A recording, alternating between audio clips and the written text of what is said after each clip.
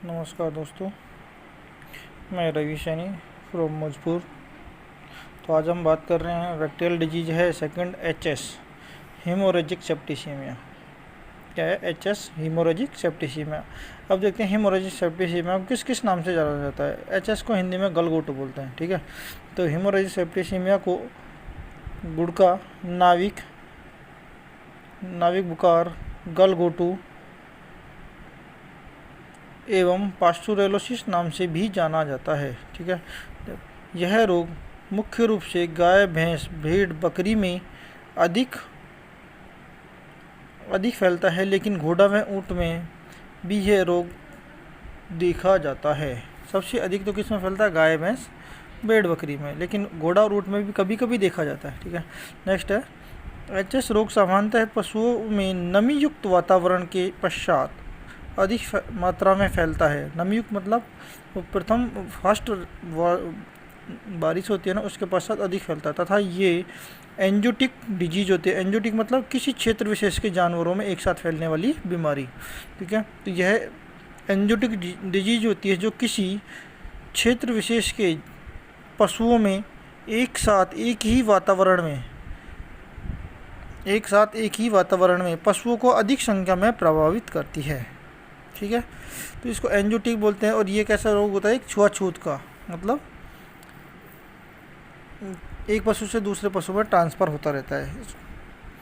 Etiology, यह रोग etiology में देखते हैं, यह रोग मुख्य रूप से पशु में Pasteurella multocida gram negative bacteria द्वारा होता है। किसके द्वारा होता है? Pasteurella multocida gram negative bacteria द्वारा होता है। तथा यह एक संक्रमित बैक्टीरिया होता है जो भोजन, पानी, बाह्य वातावरण में पशुओं के आपस में संपर्क में आने के कारण अत्यधिक फैलता है।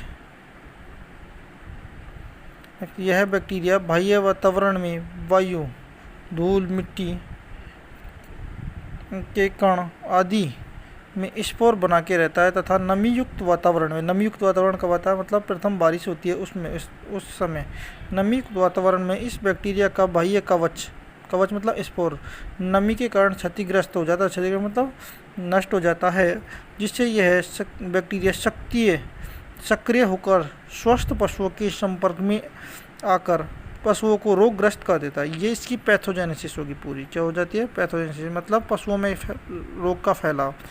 क्या होता है? ये पशु क्या होता है? एक पशु से दूसरे पशु में ट्रांसफ़र होता है, बाह्य वातावरण से पशुओं में धूल, मिट्टी के कारण, चारा आदि के कारण भी ट्रांसफ़र होता है। नेक्स्ट है सिम्टम। इस रोग में पशु शरीर का बॉडी टेम्परेचर 105 से 106 डिग्री फ़ारेनहाइट हो जाता है।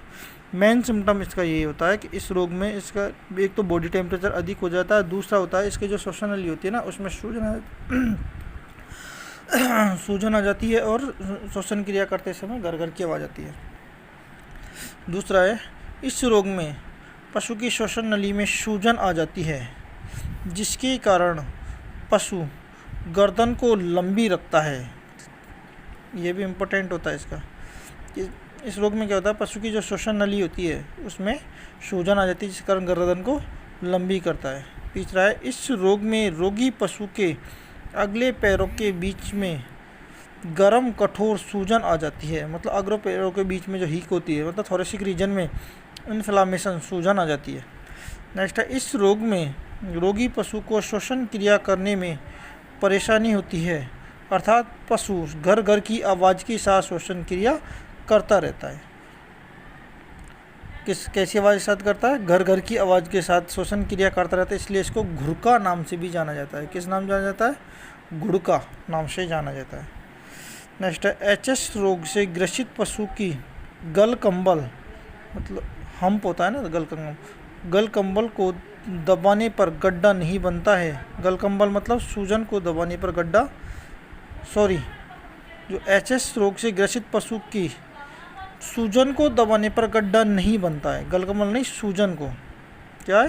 सूजन को दबाने पर गड्ढा नहीं बनता है। जबकि ऐसी कौन सा रोग होता है जिसमें गड्ढे को दबाने पर सूजन मतलब सूजन दबाने पर गड्ढा बन जाता है? तो वो बनता है, किस में बनता है? BQ ब्लैक वाटर डिजीज होती है ना, उसमें जो पशु के जो हार्ट टिश्यू होता है उन पे इन्फ्लामेशन होता है, तो हार्ट टिश्यू को दबाने पर उस स्थान पे उस सूजन को दबाने पर उसमें गड्ढा बन जाता है, और उस गड्ढे मतलब सूजन पे चरचराहट की आवाज़ भी आती है, और उसको ब्लड मतलब उसको चीरा लगाते हैं तो उसमें बदबूदार ब्लैक कलर का ब्लड बाहर आता है। और इसमें ऐसा कुछ नहीं होता, इसमें क्या होता है सूजन को दबाने पर गड्ढा नहीं बनता है, डिफरेंट है ये। नेक्स्ट है, इस रोग में पशु जीभ बाहर निकालकर श्वसन क्रिया करता है। भाई जब श्वसन क्रिया करने में परेशानी होती है तो पशु क्या करता है, जीभ बाहर निकाल के श्वसन क्रिया करता रहता है। नेक्स्ट है डायग्नोसिस, मतलब रोग का निदान। तो रोग का निदान किसके आधार पर करते हैं, लक्षणों के आधार पर। अब लक्षणों के आधार पर भी किसके आधार पर करते हैं, सबसे पहले तो एचएस में क्या होता है, एक तो पशु का जो टेम्परेचर होता है वो बढ़ जाता है, 105 से 106 डिग्री फ़ारेनहाइट होती है। दूसरी चीज़ की कंडीशन क्या होती है इसके, श्वसन क्रिया करने में परेशानी होती है, अर्थात घर की आवाज़ के साथ श्वसन क्रिया करता है। तीसरी किसके बेस पे करते हैं अपन, श्वसन नली में सूजन आ जाती है जिसके कारण गर्दन को लंबी रखता है ये। तो ये सब क्या है, एचएस के सिम्टम है, इसके आधार पर एचएस को निर्धारित करते हैं। हम देखते हैं इसका ट्रीटमेंट। ठीक है, तो ट्रीटमेंट का है, इस रोग का लक्षण उत्पन्न होने के पश्चात कोई प्रभावी उपचार संभव नहीं होता है फिर भी,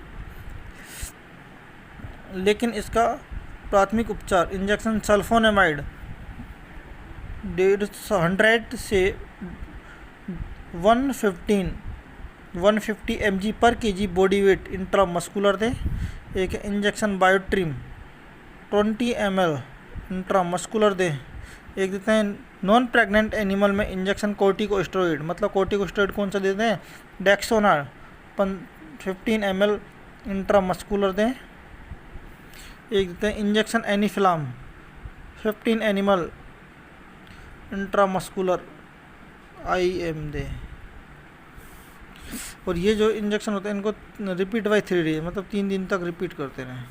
नेक्स्ट है कंट्रोल, एचएस से ग्रसित या संभावित पशु की मृत्यु होने के पश्चात उस पशु का पोस्टमार्टम नहीं करते हैं। पोस्टमार्टम मतलब उसका शरीर को ओपन नहीं करते हैं। नेक्स्ट है, रोगी पशु को स्वस्थ पशुओं से अलग रखें, अर्थात रोगग्रस्त पशु द्वारा उपयोग में लिए गए आहार, बिछावन आदि को जमीन में गाड़ दें या जला दें। स्वस्थ पशुओं में वर्षा ऋतु आने से पूर्व प्रतिवर्ष एचएस का टीका लगवाए। तो एचएस का टीका आता है एक एलम प्रिसिप्टेड एचएस 5 ml सबकट। कौन सा रूट होता है, 5 ml सबकट। ठीक है, तो दोस्तों आज का टॉपिक ये समाप्त हुआ।